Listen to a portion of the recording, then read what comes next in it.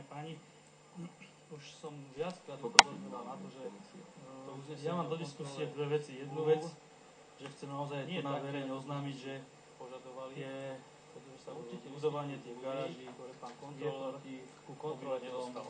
To nášho teraz minimálne o jednej, pretože nám spísanú s pánom Zdenkom Jeltom a rozbehla sa u nás petícia proti tomuto, keďže sa toto neustále deje. A druhá vec, pán kontrolór nemôže vykonávať tú svoju úlohu tak, ako si zastupiteľstvo požaduje.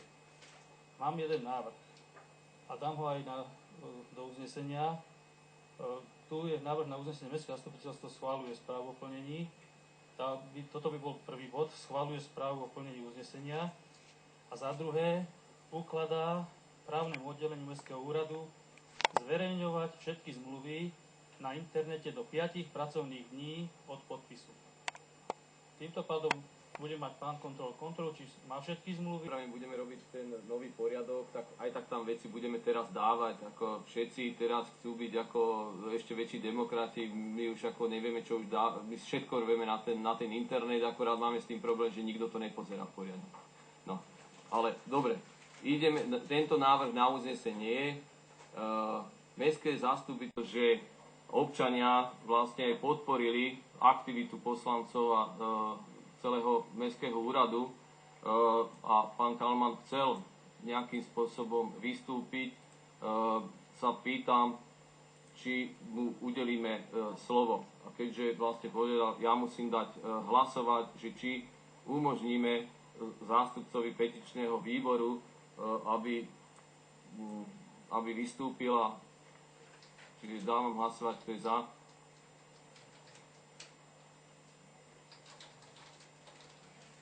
Ďakujem. Kto je proti? Kto sa zdržal?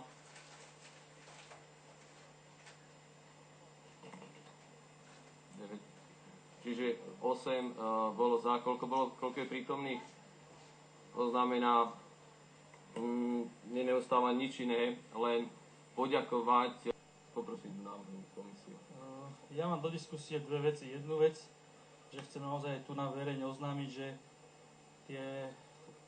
budovanie tých garáží je proti obyvateľom toho nášho Činžáku a tej blízkej zóny, pretože nám zníži počty parkovacích miest a teda rozbehla sa u nás petícia proti tomuto, to aby ste vám vedeli. Čo je to? To moje vystúpenie kritické proti tomu scenáru, ktorý ste tu zahrali pri tej fabrike. A najskôr si prihriali polievku predsedovia určitých klubov, ako sú proti, a potom sa Ondro Krajče, tebe sa čutujem, ale keby si to nebol ty, bol by to niekto iný, sa diskusia zastavila. A neumožnili sme tým ľuďom, ktorí to rozbehli celé, a bez toho by to fabrika tu asi stála, bez tej petície, tak tým sa neumožnilo vôbec ani povedať, možno len poďakovať nám, že sme to neodsúhlasili. Nenevajte sa, toto je veľmi škaredé pre nich. Fungovali a fungujú napriek kríze pomerne slušne a tým ziskom či o niečo menším, o niečo väčším, ale mne sa to podarilo udržať. Tam nie je problém. Chcem len položiť otázku pánovi primátorovi. Za koľkože kúpila Nutrand Promotion 51% balík akcií technických služieb? Si to nevieš ani vyrátať. Neviem, ktorí si to vedeli vyrátať. Z 1 milióna 51% je 510 000 korún. Z toho balíku za 51% majú momentálne zo základného imania 51%, čo je okolo 10 miliónov a vypláca sa im teraz okolo 4 milióna v korunách, hovorím. Čiže už máme vrátených 510 000 a majetko za 10 miliónov. Čiže toto sme mohli mať my mesto, keby sa to nebolo predalo nejakej, poviem to tak, garážovej firme, o ktorej nevieme nič. Je to SROčka v Londýne, dnes na 4. poschodí sídli, sú zavreté dvere, boli teda, či sú ešte teraz neviem, a majitelia nie sú známi.